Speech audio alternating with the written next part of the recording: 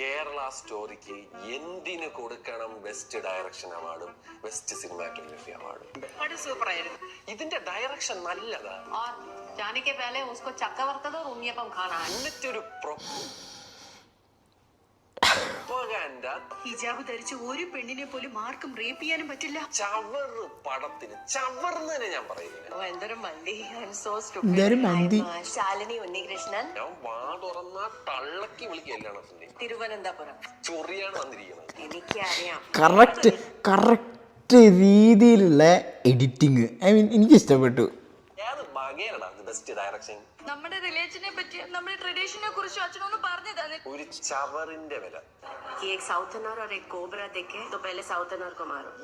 പടത്തിന് നീ കൊടുത്തു. നീയൊക്കെ ജൂറി എന്നൊക്കെ പറഞ്ഞു. ജൂറി അല്ല, കത്രീന കൈഫിന്റെ കുറച്ച് ചായ ഉണ്ടല്ലേ. കത്രീന കൈഫിന്റെ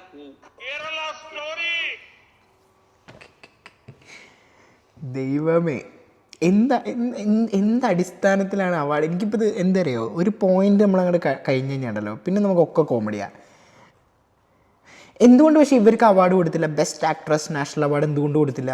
അതെനിക്ക് ഇപ്പോഴും ഒരു കൺഫ്യൂഷൻ ഉണ്ട്.